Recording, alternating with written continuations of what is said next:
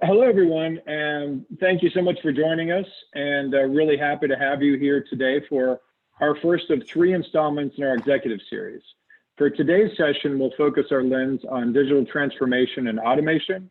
And over the past few years in the technology world, these 2 particular terms have eaten up a lot of spotlight. You know, whether we're talking about the IT press, the analyst community, across boardrooms, architects' blueprints are covered with these terms and approaches, as well as being shouted from the rafters by many a business stakeholder looking for really solid results in the work efforts that they're doing. So as we all know, digital transformation and automation are incredibly broad topics, and they can encompass projects that take on many different forms, depending on a given organization's current needs, their business climate, as well as how they're envisioning the future and where they're headed. So our goal for today's session is let's peel back the layers of this interesting and diverse topic, right?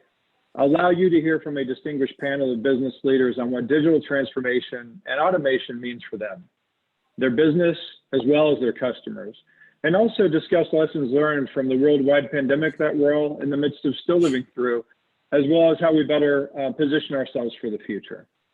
So with that, let's say hello to our panelists here today.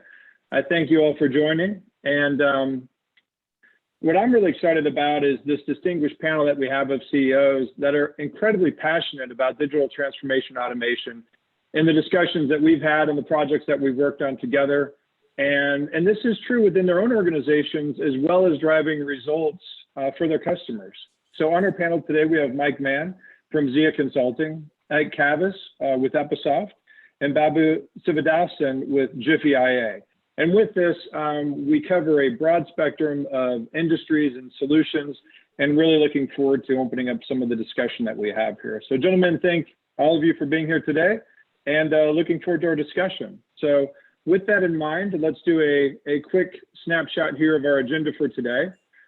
As we got together and talked about what we wanted to do with the time that we have here and to make the most of the time for everybody, there were 4 key topics that we really seemed to gravitate towards, that we wanted to delve a little bit more into. First is around the current IT landscape and how that looks today in the COVID world, needs and opportunities around IT modernization.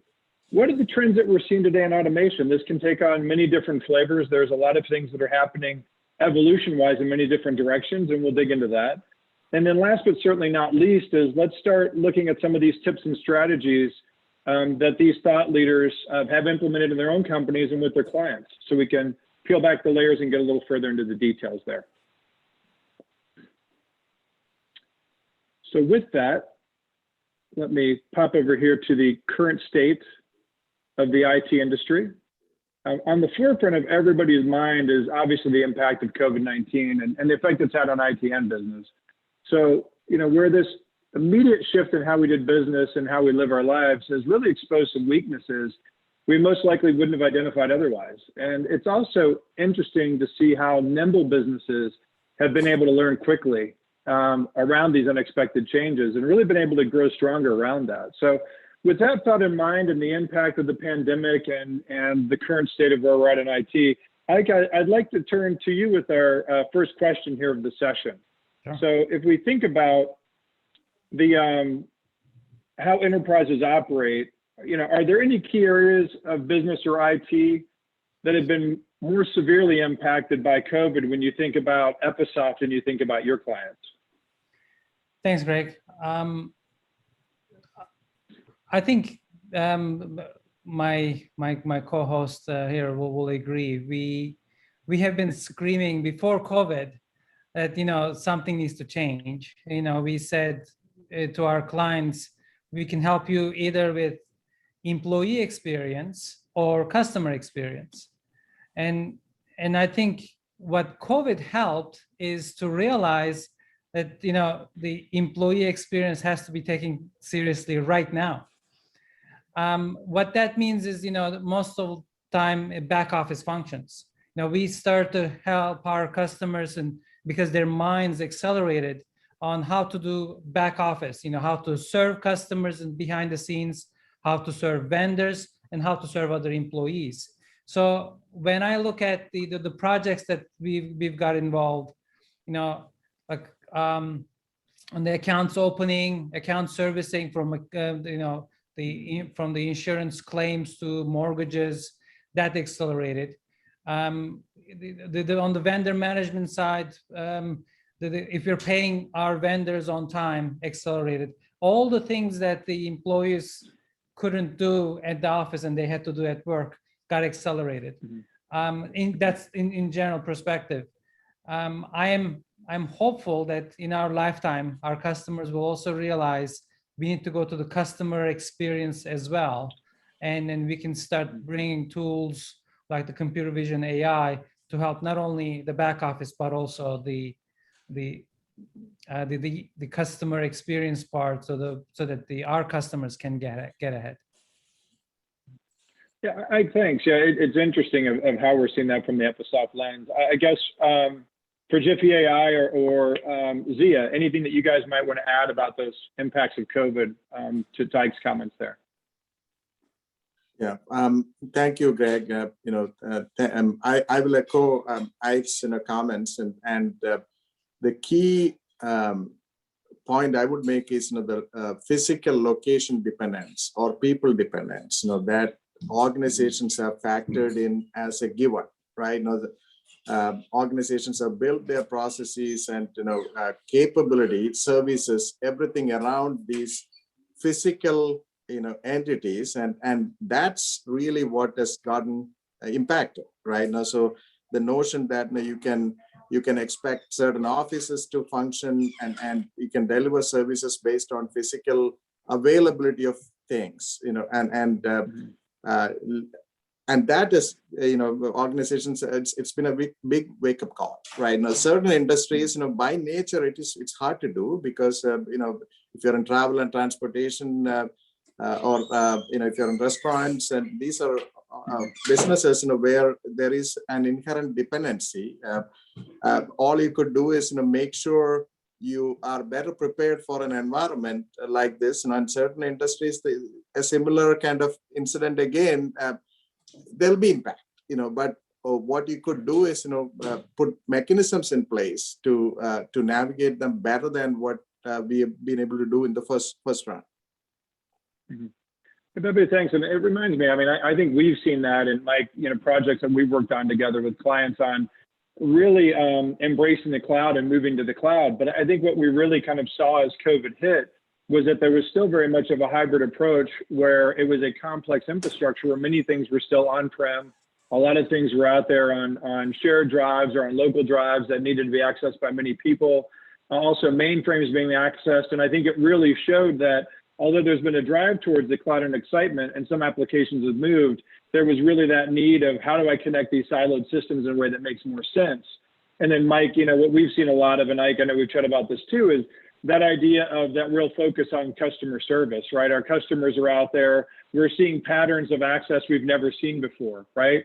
And we're also seeing a need to really ramp up on how quickly we're responding and the quality of information that we're delivering. What I've heard over and over again is being a data-driven organization, not just internally, but for the customers. And I see that supercharged around COVID. Mike, I'll turn to you and see if you have anything else you'd like to add here as well. Yeah, picking up on the same themes here. It's not a surprise that we're all saying similar things and sharing similar comments. We've talked about modernization, digital transformation with our mutual customers for the last decade, and in the last 3 years, it's been acute. I think what changed last year was, our biggest risk as an integrator was customers' fear and uncertainty about changing systems. And so do nothing was the biggest risk, right? And so they were getting disrupted by people that were focused on customer engagement. I talked about this a second ago. The fintech and healthcare startups are going after a customer experience with banking customers, with loan and insurance customers. Not the back-end processes necessarily, although that's starting to happen, but they're just giving people an experience that they expect, right? I expect it to be mobile and quick and timely and responsive. I don't want to talk to people necessarily. I just want to fill it out and have, get an answer back. And on the employee engagement side, this has been going in the tank forever. People just don't like the systems we build up, the merger and acquisition activity that's happened, the homegrown systems, 20-year-old systems. It's not a compelling environment for a young person to come out of college and be trained in these systems. And I think what came to a screeching halt was that fear and uncertainty. We talked to, I mean, Greg, you and I were on the phone with a very large financial institution last year, and he said, well, I guess we have a work from home policy overnight. He's like, if you had told me we could pull the trigger on an investment to move everybody, 70 to 80% of all of our staff offsite over a weekend, I would tell you you're insane. I think that disruption, it's kind of like the introduction of the iPod. It's the first time that change was forced on us, where the barriers of what we thought might happen and the fear and uncertainty have been washed away. And so I think cloud modernization, infrastructure, all of that is changing. We all knew it would. But the other one too is that people are looking to leverage their existing investments and really focus on kind of having your cake and eating it too, like I like to say. So I want to keep my existing investments and I want to improve them and make them better. And I think as you listen to the three of us, well, actually, Greg, I'll put you in the panel of experts here. As you listen to the four of us today, I think that'll be a theme that you all hear. You know, that's where we look back at Zia and said, what's customer buying behavior over the last 25 years in recessions? And they tend to want to not buy new software, although they will. But they tend to want to leverage their investments and improve, you know, speed up, rapidly automate and improve their existing things. Now that's kind of, now that the economy is coming back online, hopefully, I think that should accelerate, not decelerate. So there's a blessing and a curse in all of this. That's for sure.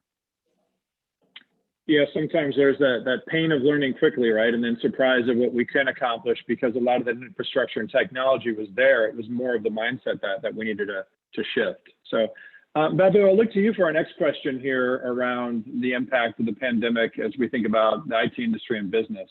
So looking forward, what will you do for your business and your customers to be better prepared for uncertainty? Most of us wind the clock back. You know, this was a really unexpected and uncertain twist that we've had here with COVID, not knowing what we might see in the next 2 to 3 years or 5 years from now. So just curious on those lessons learned that you carry forward with you.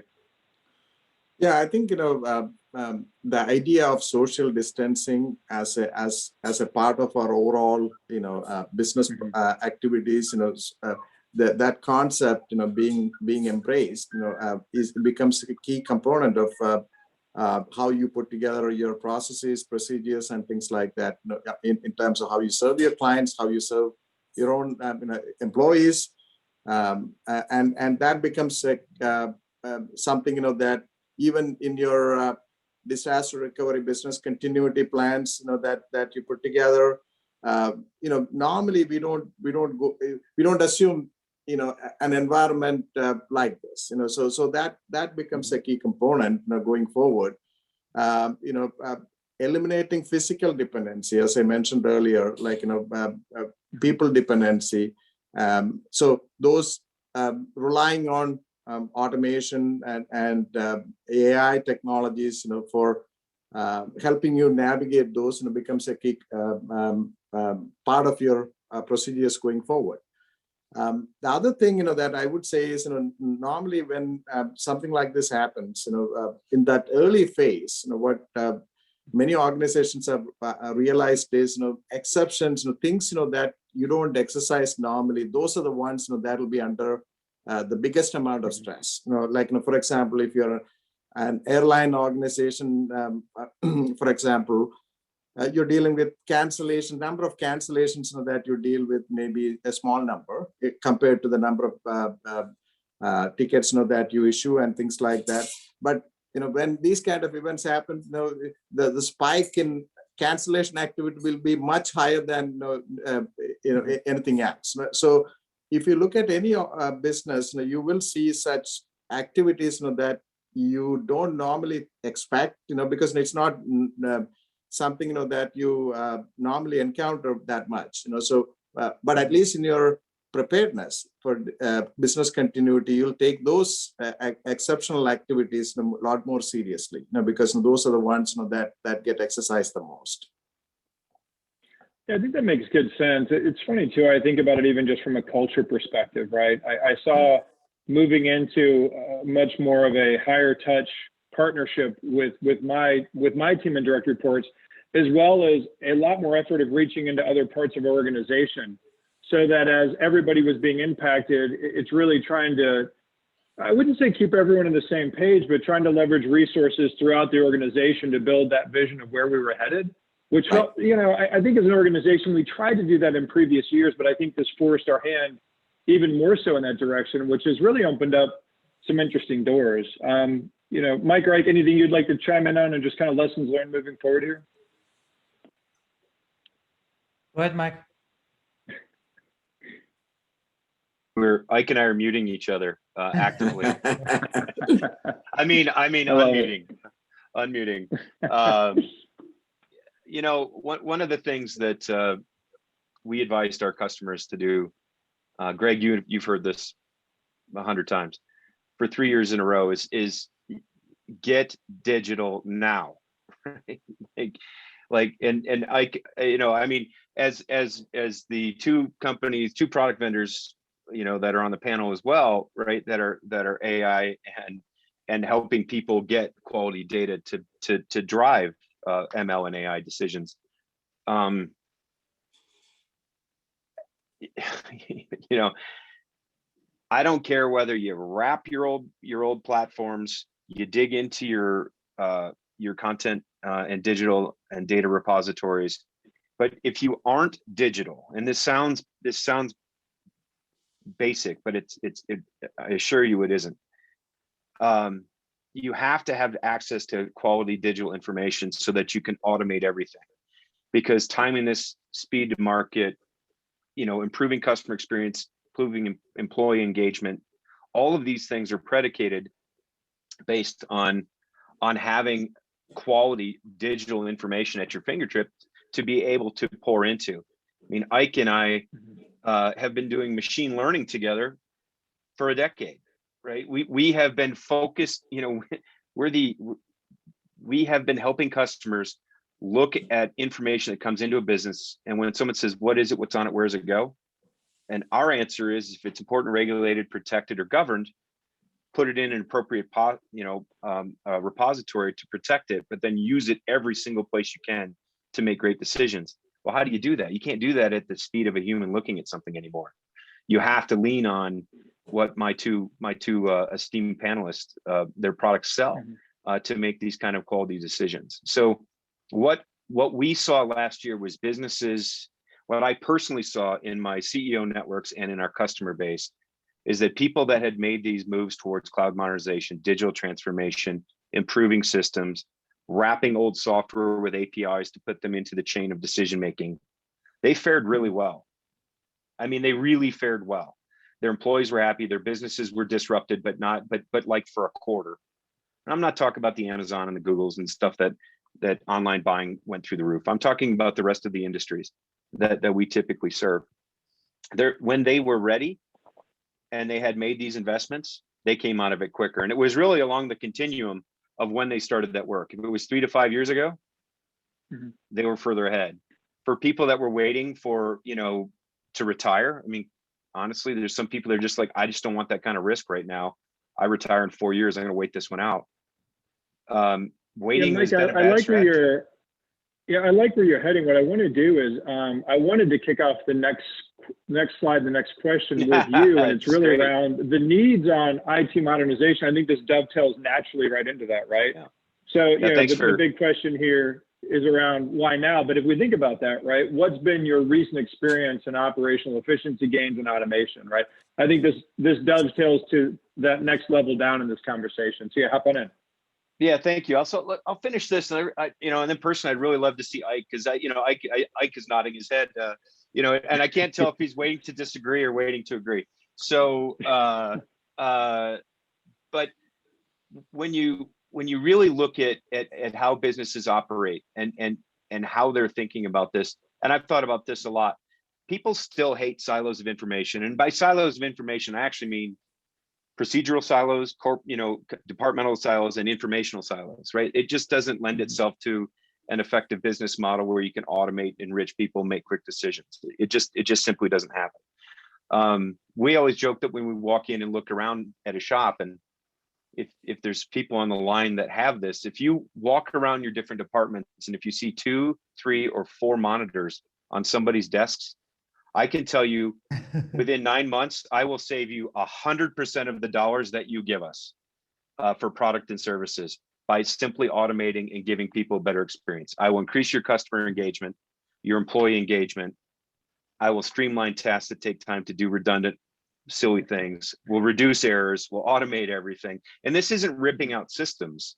This is just fixing what's broken, right? So we say a single pane of glass, but really it's like one monitor on a desk. And that means the systems are working pretty well. I already mentioned the get digital and automate everything you can, and then rethink your business processes. So I'll pause there. I could talk about this forever, but I really want to hear what Ike and Babu have to say. Yeah, Ike, hop on in. Yeah. Whenever I contradict Mike, it creates great entertainment for everybody. But unfortunately, I have to agree with him on this time. We call it swivel chair. You know, if your employees going from one monitor to another one, or have 3, 4, 5 tabs that they need to consolidate, you know, that's where we can. That's the lowest hanging fruit. We can come and help, and I think our customers need to go there. Now I'll come to this from the philosophical side, also the tactical side. I'll give 2 perspectives. The philosophical side, you know, change is the only thing that is constant, and then we realize with COVID, it's changing fast now, and we see automation as 6 steps. You know, on the first step, you have a bunch of documents, PDF files coming in, and you know you're looking at a bunch of documents. On the step 6 is nirvana. The entire company is automated. Like Ant Group, you're giving billions of dollars of micro credits just by computers, right? There's no human involved in the process. In the philosophical side, it's okay. You don't have to be in 6, 5, but you just need to. If you're 0, go to 1. If you're 2, go to 2. If you're 3, go to 3. That's all. Department by department. Move. On the tactical side, I'll give like concrete examples. If you have a core business, it's okay to bring a best of breed product to put that in, to bring AI. You don't have to spend millions of dollars and months to change that. Like I think one of our customers brought us, they didn't want to change their lending system, you know, loan origination system. But I think in 3 weeks we plugged in our mortgage system so that, you know, they've eliminated tens of people data entering and looking at the PDF files and other things. On another one is in the accounts payable department. It's okay. You don't have to overhaul your entire ERP system. But if there's a low-hanging fruit, hey, I can eliminate 3 hours of data entry on the 3 pages of line items on the invoices. AI can do that, right? So I think if the mindset is change is constant and I need to keep moving, find those low-hanging fruits and balance it with the core business changes. That's it. Yeah, I would echo that. You know, the end-to-end automation that I touched on, that's key, right? Many organizations have been on a journey of automating various small tasks, you know, simple things, you know, that they felt comfortable doing, right? But what is needed is, you know, that those simple automations doesn't really drive meaningful resiliency in your organization. It is nice to have, but the final wake-up call to make sure that, you know, you're looking at processes end-to-end and automating end-to-end and transforming your processes along the way so that, you know, you're covered for the next 10 years, you know, rather than just looking at very short-sighted. That is a big change, you know, that we see in organizations now. Yeah, Babu, it's interesting. I've seen that as well, where it seems like over the last year, partially COVID, just partially, I think that evolution of a lot of times it's not even so much of rip and tear. What it is we end up finding a lot of manual gaps in the overall process. Well, you know, we've been capturing things for years, but it turns out our classification just wasn't that accurate. And here's things that Ephesoft can do for us, right? We've been working through this process, but when we sit down with somebody that's using a traditional workflow or BPM tool, it turns out they're going into 4 or 5 of their systems before they're able to close out that workflow node, right? Through robotic process automation, through AI, we're able to handle that work in the background, present the person with just the information they need to make a decision, right? So it seems like a natural extension of a lot of things that are probably already there. But I think until you really sit down and delve into those, it's hard to realize the possibilities of how far automation can take you, right? It's like, oh, well, we automated that 4 or 5 years ago. You know, putting in a process and a workflow or BPM or better search is kind of the first step in that. But I think that's what we'll get into this conversation as well, right? It's that culture of how do we continue to lean forward and better ourselves. And I see that certainly a lot of focus on the customer service side, but Ike, to your point, there's a lot to be picked up on the back office front there as well. What I want to do in this next question is, Ike, I had you pinpointed to take the lead on this, and then maybe we'll let Babu chime in as well. So what's driving enterprises to focus on modernization today, and what's the best way to achieve modernization with a lot of what we're talking about here, right, is that idea of content services, documents, and records and the role that it plays there? Yes. Yeah, so thank you. So let's start with content services. Going back to swivel chair or multiple monitors, you know, if your employee has multiple tabs open on the computer, and one of them is document, the other ones are the data sources, that's what content services is all about. And then when I define document, you know, 5 years ago, 80% of the documents were paper, 20% was PDF. Today, 80% is PDF, 10% is paper. In the future, 80% will probably be blockchain somehow, but there is a document in the mix that consumes a lot of time of the human brain to look at that. And I think that's where the computer vision type technologies come in to help. And you know, if you're like me and my co-host, if you've been in this industry for a few years, you tend to try to simplify things. So I came up with 3 C's, you know, to help customers think about this. One is compliance, the other one is competitiveness, the third one is cost. In the compliance side, you know, if you are in the healthcare business, you need to keep that record document for maybe 7 years plus. If you're in mortgage, you have to have a record of it, right? You really have to take care of compliance because it can cost a lot of money, and that's the law. On the competitiveness side, you know, my lenses are employee and then customers. Now, if you don't improve your in-house back offices, you're not going to be able to hire those millennials, Gen Zs, right? They're not going to come to you because they're not going to accept, hey, this is just how it was 20 years ago. We're going to keep doing it. And for the customers also, you have to bring AI to make complex things automated so that they actually love the experience working with your company. So competitiveness is very important. And the last thing, cost. Unfortunately, we're all commercial enterprises. You know, we have to do above those things, compliance and competitiveness with the cost conscience, right? So that's where when it comes, how much time and effort should I think about changing the core systems versus low-hanging fruits, right?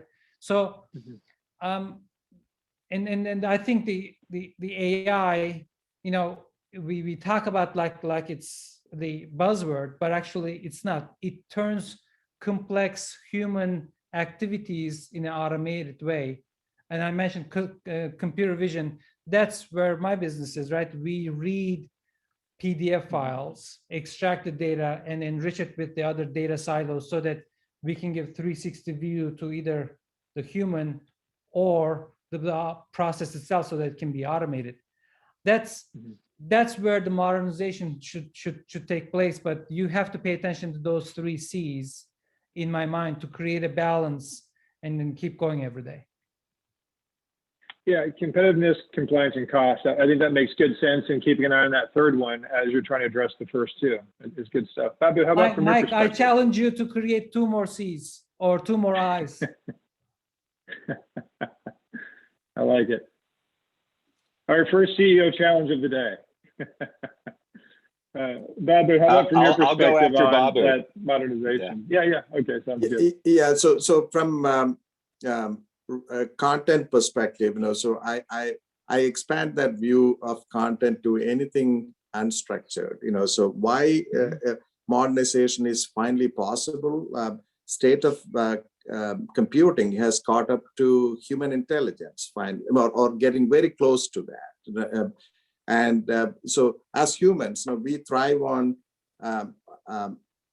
unstructured, piece of information. Like we look at a document, then we immediately understand what it is. Or we look at a stream of, we listen to a conversation and we comprehend it pretty well. Right now, those are things that has been almost impossible for machines to do by themselves. Right now, so finally, improvements in AI and capabilities around that, technologies improvements, from organizations like JIFFY, others, we are bridging that gap, and that allows finally to be able to do things that previously was not possible. Right now, so you're able to immediately get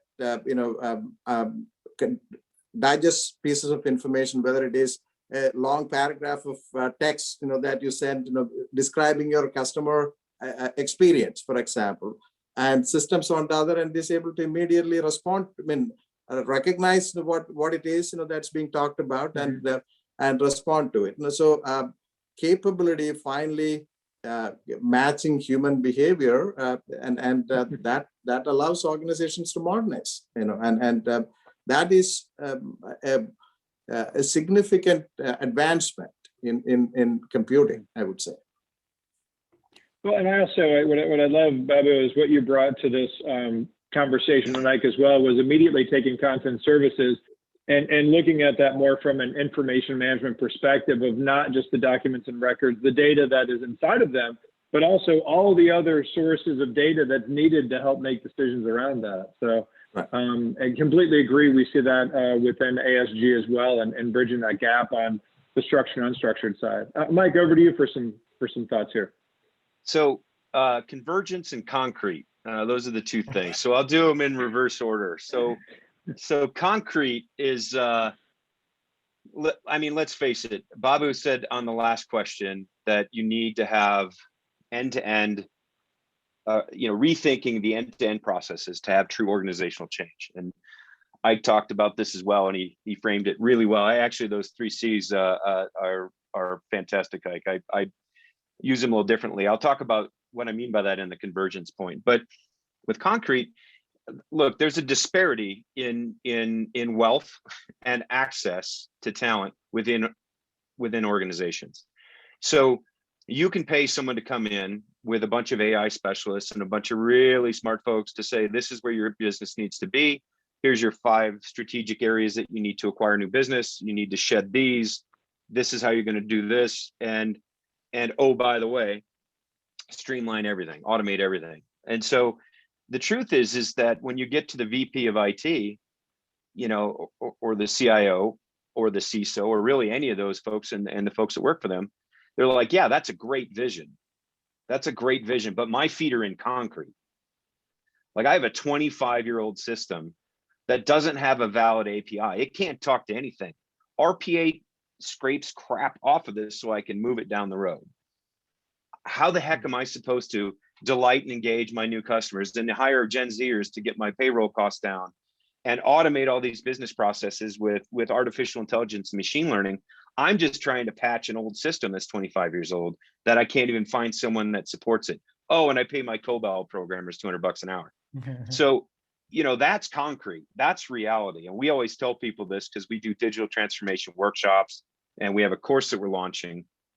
is to say, look, if you've got a great vision, that's awesome. But if you're sitting there scratching your head saying, look, I get it, but I don't know how to get from here to here, that's where you bring us in. And we say, look, we're going to help you automate this, fix that, improve that. And these 10, 15, 30% improvements along the way save time, money, and resources for you to be able to do the end-to-end systemic, let's rethink the business process. So, you know, it's not steps, right?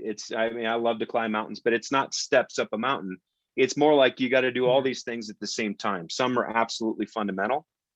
And you know, people say, well, we're moving to SharePoint. I'm like, great, that's great. You should move to Office 365. That's fantastic. But what about your governance strategy? And this is where the convergence comes in, right? So there's I've never seen this in as a business owner. I've seen big technology convergence as an employee. I didn't get the benefit from it. But in this convergence, we have a global recession that forced automation and work from home, introducing cyber risk like nobody's business, right? That's real. Governance and regulatory environment with CCPA, GDPR, and the other states that are passing this legislation hasn't slowed down, even though the global economy is in the toilet, you know, or was for the last year.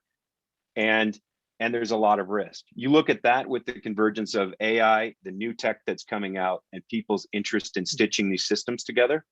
And what you're seeing is this amazing possibility to really kind of push the next change of transformation. So, right, with all this, you know, all this deconstruction that's happening, there's this amazing ability to start to stitch together systems that solve problems that you couldn't solve before.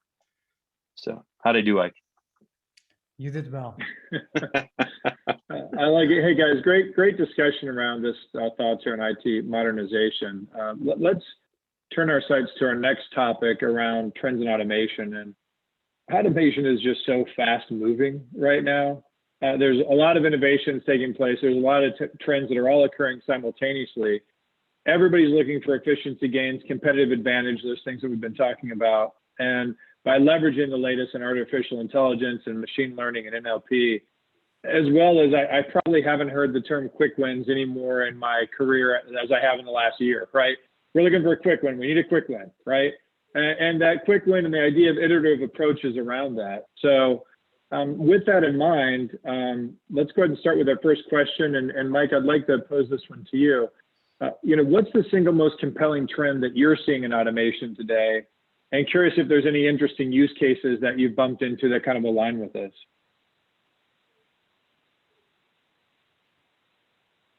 And Mike, I have you on mute right now.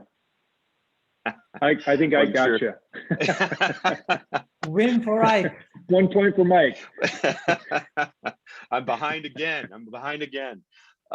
So this is an exciting area for me. So I'll talk a little bit on the theoretical approach and then dig into a couple of specific examples. So I'm a big fan of systems theory, right? So human systems, ecological systems, and computer systems. It's been a fascination of mine since the early 90s. And the beauty about this systemic approach is the integration of so many unique points of view and perspective, right? That come in, and I really do mean product companies and vendors and outside thinkers and and folks that really look at this problem from a different lens. They're out to solve it. And I mentioned convergence last time. The convergence is that more and more information is digital. And one of the panelists asked a question about, are people having trouble seeing paper to image or PDF processing now that work from home is there? And the short answer is the technology is so darn good at home on desktop scanners, on remote scanners, and the ability to send information off to have it processed at scale. We're not seeing that with our large customers. We're just simply not seeing it.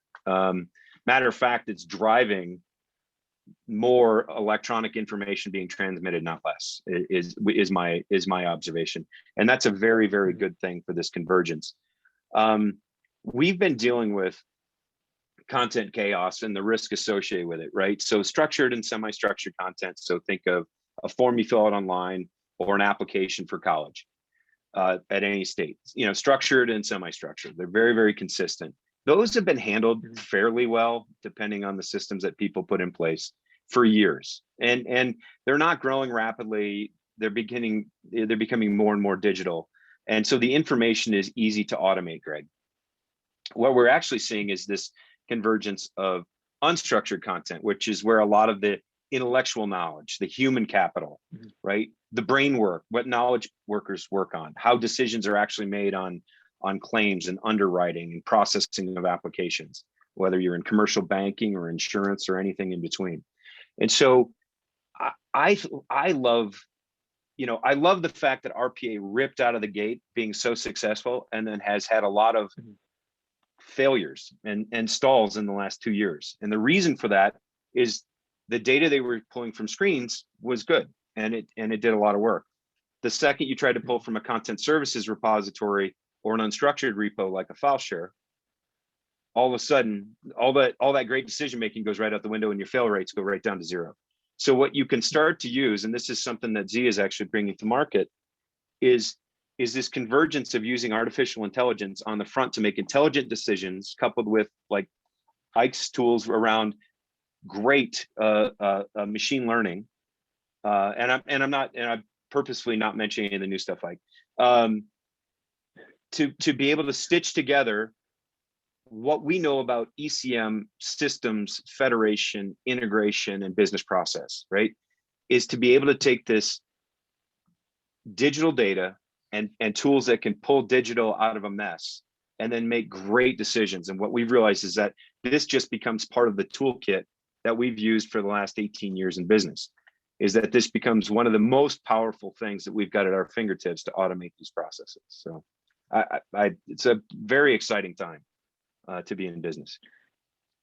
Agreed, Mike. Thank you. And what I want to do, Babu, is I'll go down to the next question for you here, and then I'll leave this open on you respond to that as well as the first question and how you see fit or what you'd like to do here. So what are companies achieving with AI to better serve their customers? I'm kind of curious on the AI side and just automation in general and what you're seeing at JIFFY.ai.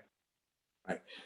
What we are seeing is, organizations are first getting a unified view of their clients, so which means that whether it is digitized data or not digitized or structured or unstructured, you have a lot of data about your clients and you're trying to bring them together, unify that data, right? Now, and that allows you to personalize, services for them, that allows you to serve them better, and then the application of AI and automation allows you to serve them faster. Like a lot of things, that we're dependent on people passing things around and,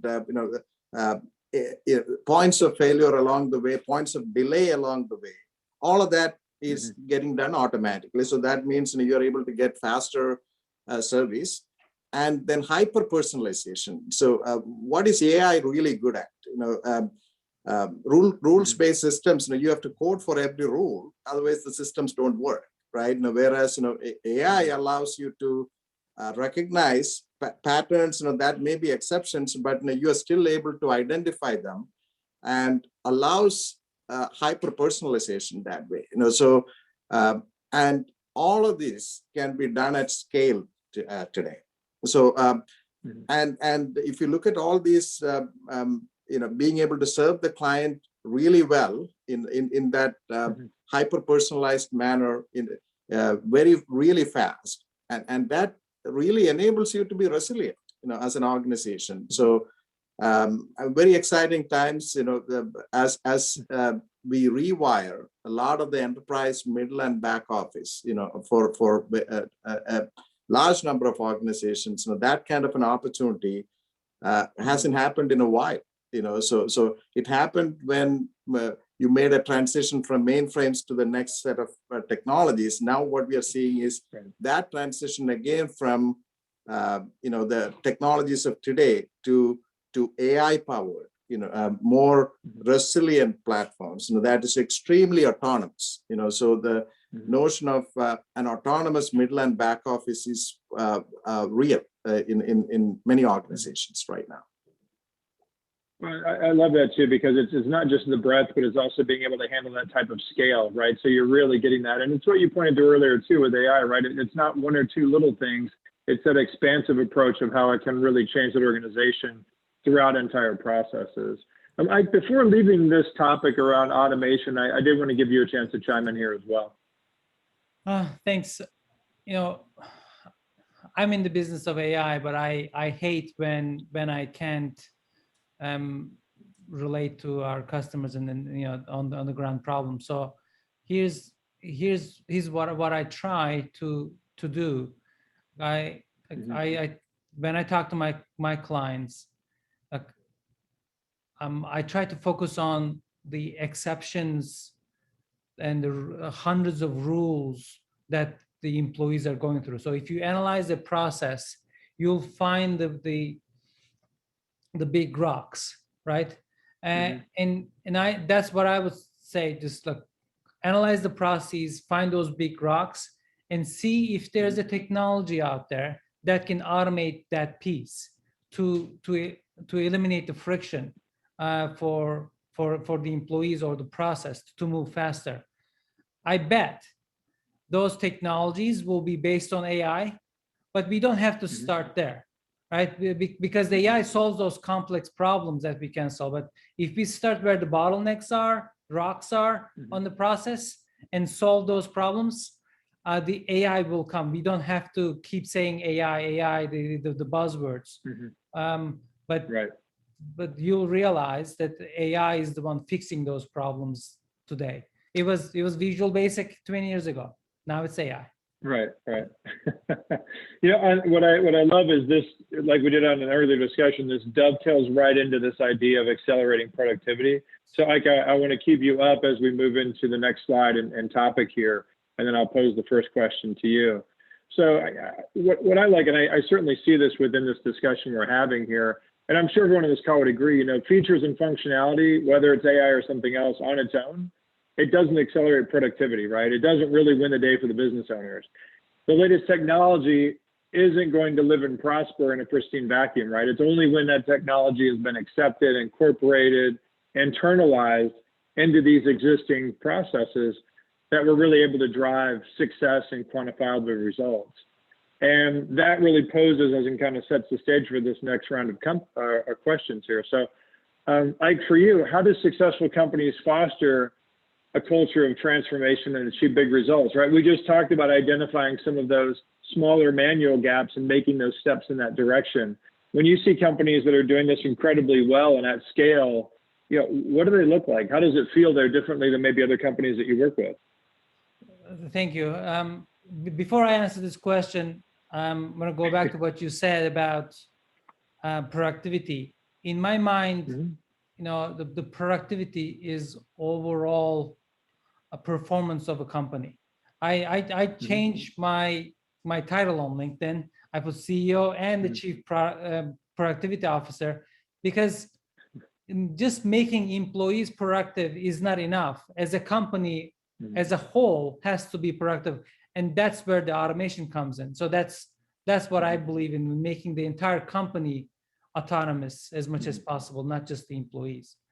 When you ask this question, you know, it's all about the culture, and I'll give you a few examples that how we run Ephesoft.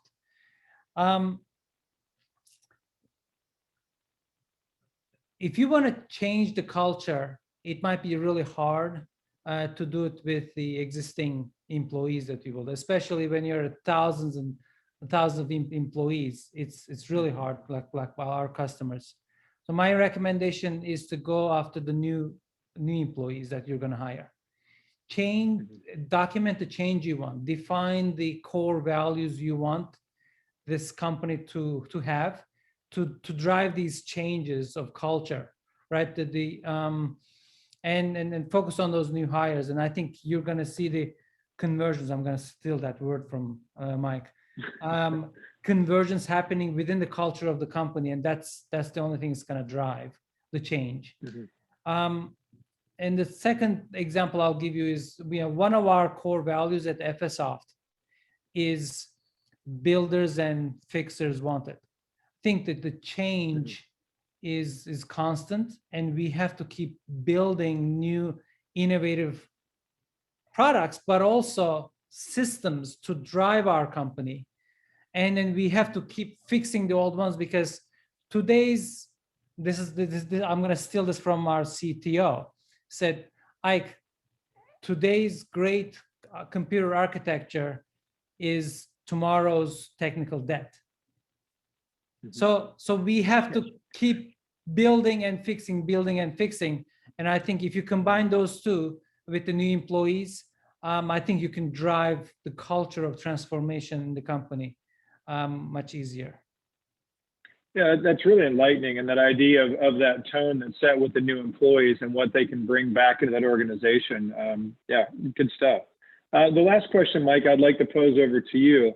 So if you had to go with one recommendation that a company should start today on how they're going to better position themselves for success down the road. And I think this question really encapsulates a lot of what we've been talking about here, right?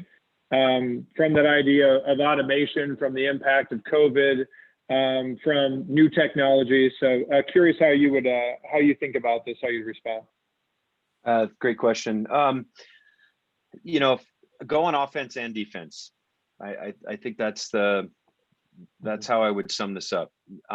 Defense is protecting the organization, making sure you're making the right security investments, that you're rethinking ways to solve old problems. Really, mind your EBITDA, manage your costs, and really get in motion, right? Stop waiting. There's no more time to wait. Waiting another 5 years and you're going to be out of business, or disrupted into irrelevance. On the offense side, it actually kind of dovetails with what Ike was saying. Leadership expressing a change in culture, which is embracing risk, taking small steps, expecting failure and not perfection, communicating that investments take time over 1 quarter, right? And then allowing people to do that, whether it's in small teams, new employees, new leadership, the people and human dynamic. The thing I told my company last year is, look, everything's changed. You have to be the chief learning officer of your life. Got that from a great Vistage presentation that I was in. And it really is, leadership can start that, right? You can literally foster and facilitate a change in expectations and your risk and reward profile. And that's really going on the offensive.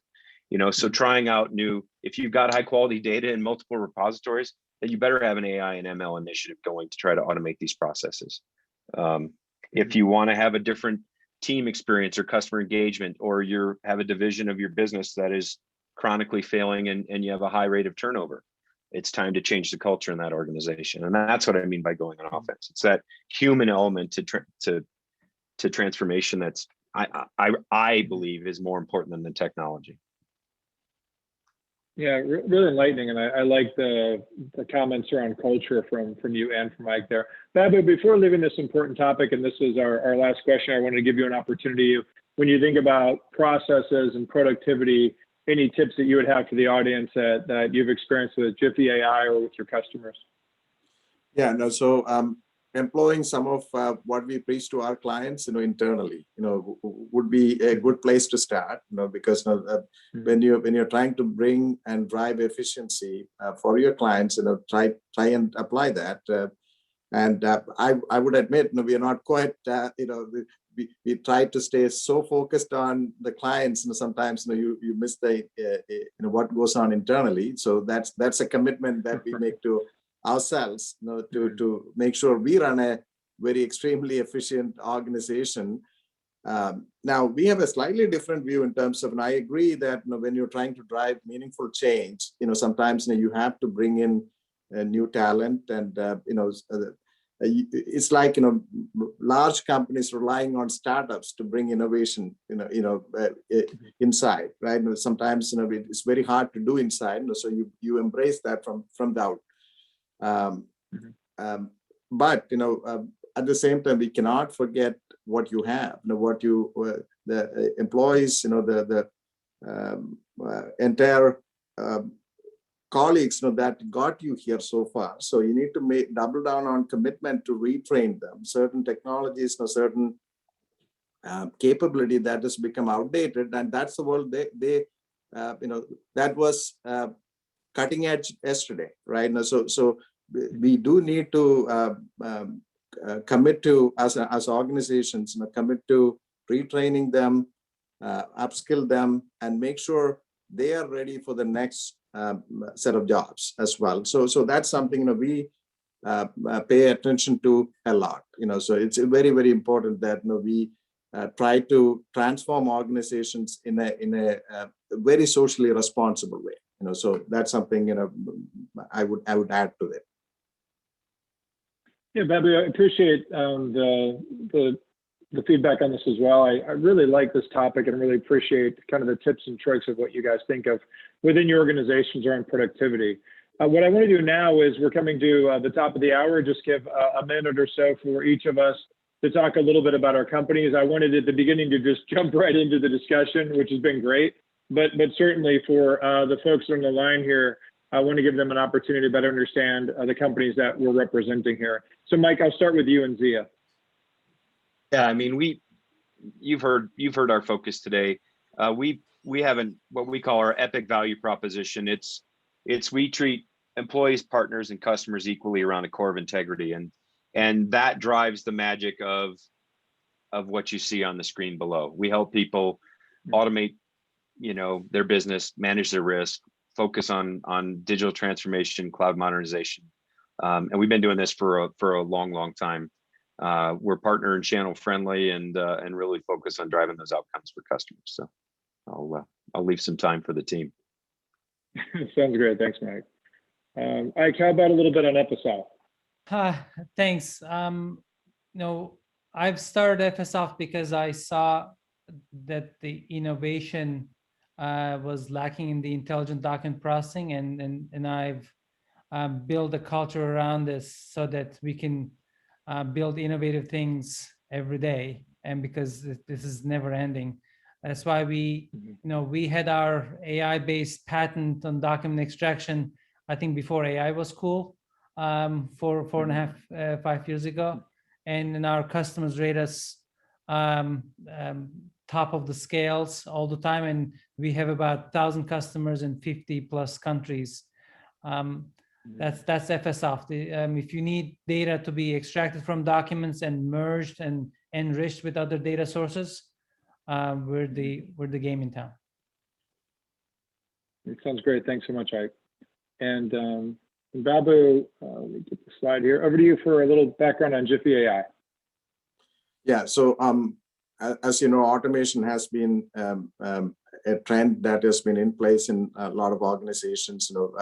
Where organizations have focused on task-based automation, and we bring end-to-end automation, so end-to-end business process automation using the delivery of HyperApps. HyperApps are extremely autonomous middle and back office applications, that enable organizations to be resilient. And so we have a extremely no code way of designing, creating, and delivering HyperApps at scale, and that allows you to be to take your organizations to be extremely nimble, and that's our commitment to our clients. Sounds great. Thank you, Babu. And then I'll tell you a little bit about ASG Technologies. So we're celebrating 40 years this year, which makes it officially the oldest startup I've ever worked for. I think about the speed of innovation we're seeing and the drive to modernize within the company.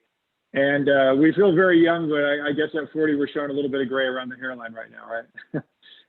Our mission, much as we've talked here today, is just simplifying and driving efficiencies around the data and the documents that run your business. Mobius is our content services platform. It's open, it's modular, it's modern, unparalleled from a performance and flexibility perspective. It's used to address thousands of different business solutions within a single platform.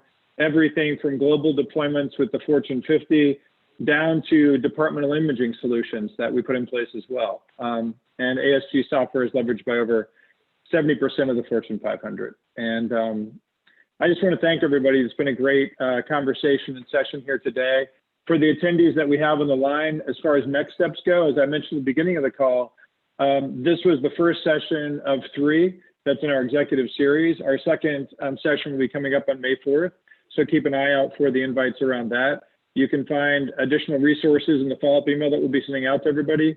As Mike Mahon has mentioned a little bit earlier today with Zia Consulting, there's a digital transformation teachable course that's online and available that we'll send some information on as well. And, there's nothing that's more fun than starting connecting the dots with organizations from where they are to what they're trying to accomplish. And I noticed on the call today, as we all started talking about this and what we've been able to achieve for our clients and working with them, we all started leaning forward and smiling a bit more. So for those of you that are out there, we'd love to hear from you, better understand, Mike, what was that term, concrete, right? We'd like to better understand maybe your concrete. Yeah, yep. I like that. And Ike's 3 C's as well there. So everyone, thanks so much for your time. Babu, Ike, Mike, really enjoyed the conversation, and thanks for all you guys do out there. Thank you. Thank you. Thank you so much. Everyone joining. Bye.